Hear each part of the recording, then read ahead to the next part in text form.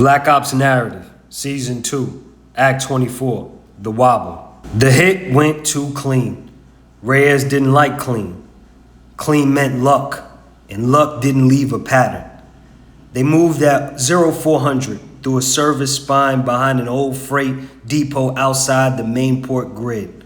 The location came from Hart's Drive, but not directly. Lena had pulled the derivative thread, routing metadata, payment chains, residue, the kind of breadcrumbs you only got if you knew how the bureaucracy sweated. No sirens, no randomized, no friction. Crews popped the perimeter, locked in 8 seconds, then frowned like the clock had apologized. Torres slid behind him, heavy rifle up, scanning corners. "Where's the noise?" Torres muttered. Bishop didn't answer.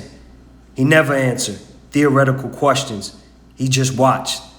They entered a short corridor linked with utility doors. Reyes expected cheap cameras, cheap motion sensors, and some kind of human mistake. Instead, nothing. No blinking red dots, no no buzz. Crews ran a sweep. Dead. Torres looked back at Reyes. Dead like dead?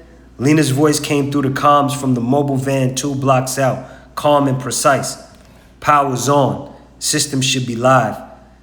Reyes' shoulder tightened. Then why aren't they? They moved to the control room. It was empty. It was curated.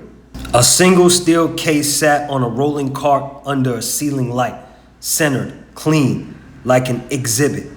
Too small to be hardware, too heavy to be paper. A case built for one thing, custody. Next to it, a laptop, open, logged in, waiting.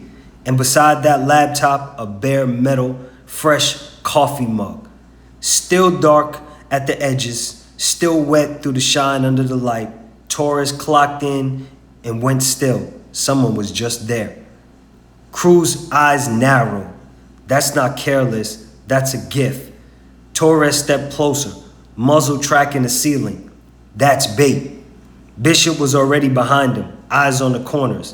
Then he stopped, his head tightly slight. Reyes knew that tilt. It meant Bishop had found a tell. What? Reyes asked. Bishop pointed up. Camera housing in the top corner, one they shouldn't have seen in the moment they entered.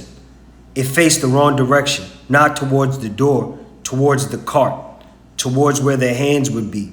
Bishop said with one sentence, quiet as a knife, slipping free. This camera angle shouldn't exist. Crew stared at it. It's not for security. Bishop didn't blink. It's for signature. Torres snorted. Dark. So they want to learn how we touch the world? Reyes approached the steel case. He didn't touch it.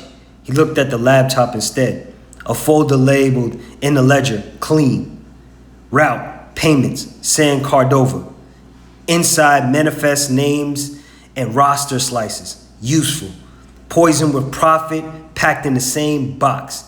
Lena's voice cut in. Reyes, don't. Reyes stopped her softly. I'm not grabbing it yet. Cruz leaned closer, eyes on the case.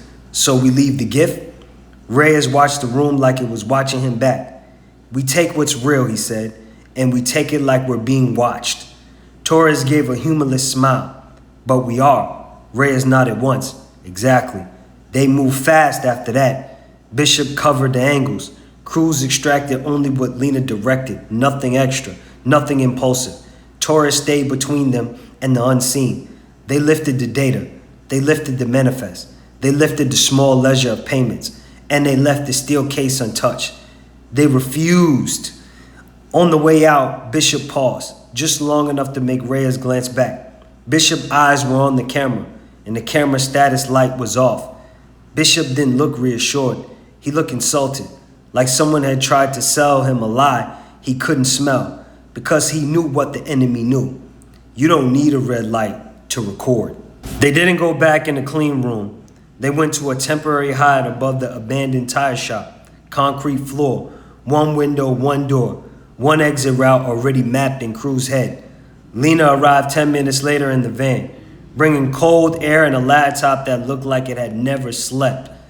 They laid the data out like evidence on the courtroom table.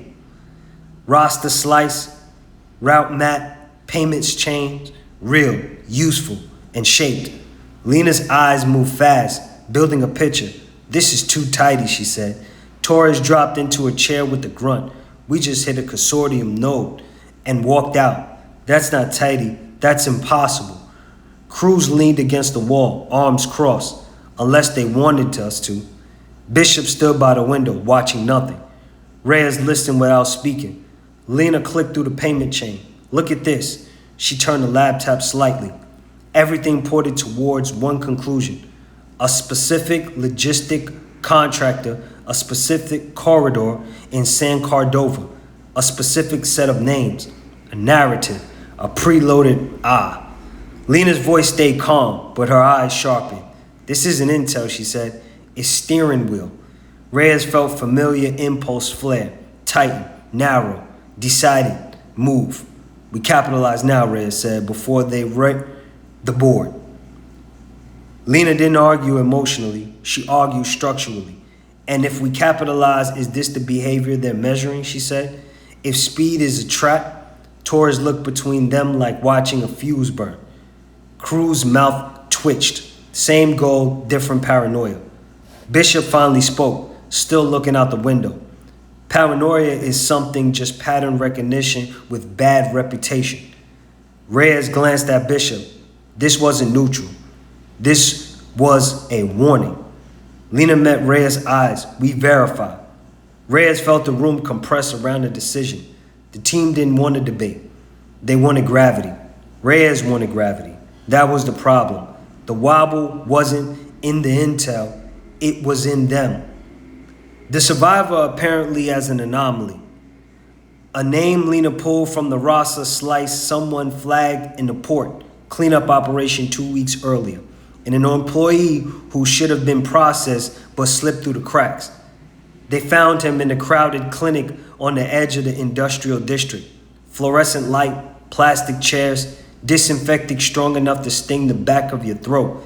A fan clicked overhead like it was countless minutes.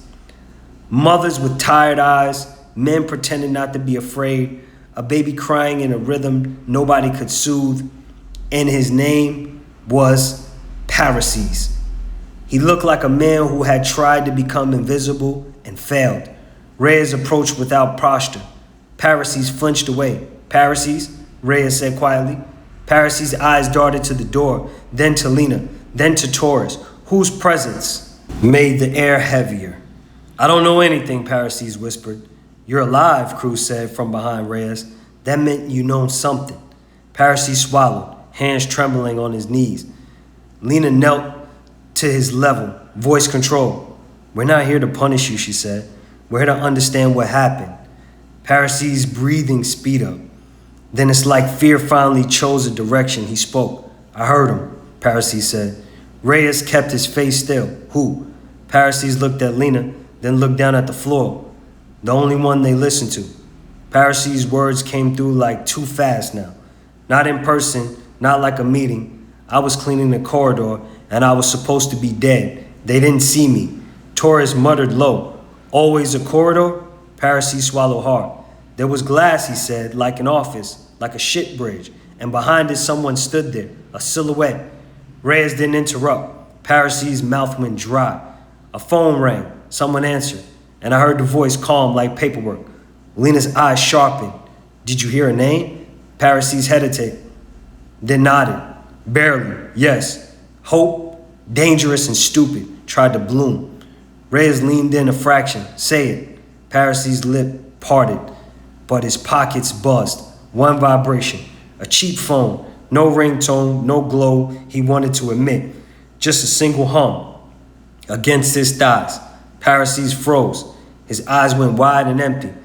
That exact moment, his mind updated. Messenger, uncertainty, death. Paraces stood abruptly, chair scraping the clinic's floor. People looked over. A nurse frowned.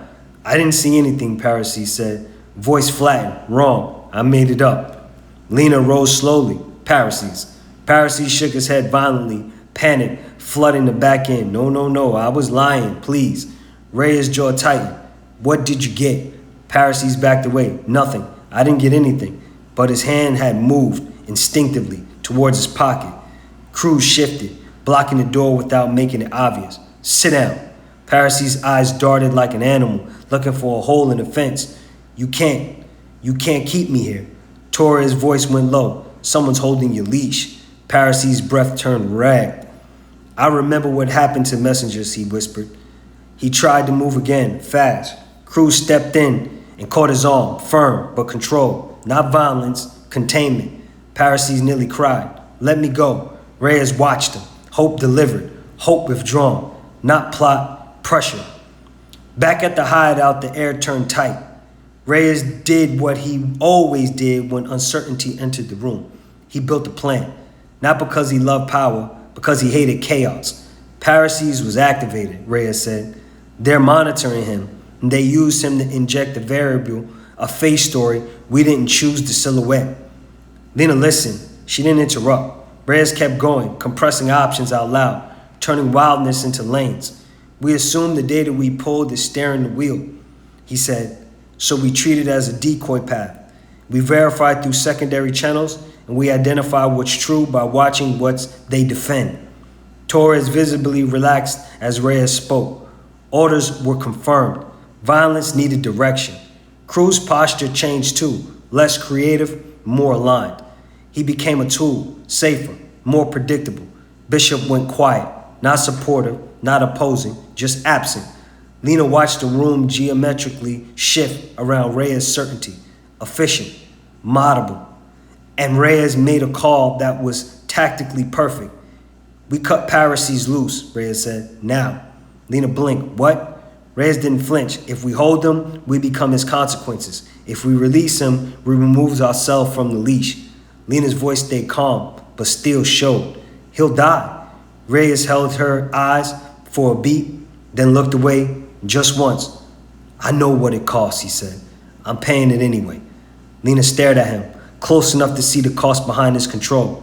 Not power, hunger, fear of chaos, making grief happen twice. Reyes' decision was correct, and it still damaged something small, because it proved he could trade a person for a clear border. Lena model of Reyes updated quietly, not to hatred, to caution. They didn't argue for long, because arguing was also data that sat in a tight circle. Reyes, Lena, Torres, Cruz, Bishop. No speeches, just doctrine. Lena spoke first. We changed the signature. Reyes exhaled once, slow. Say it. Lena held his glaze. 2 key decision, she said. No solo moves on new intel. Torres frowned. 2 key, like nukes? Exactly, Lena said. Cruz tilted his head. And if it's time sensitive, Reyes answered, then we build time into a rule. Bishop finally turned from the window. Cool down, he said.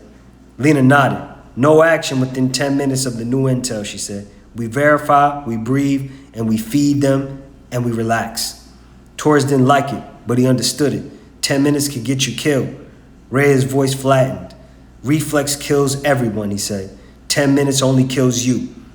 The rule landed heavy that 2 key, cool down, no private comms, no private inputs, because alone created blame. And blame was how system turned people into plausible failures. The battlefield wasn't the port. It was the decision loop. As if the system had been waiting for their doctrine to harden, a phone buzz. Not Parisi's, Lena.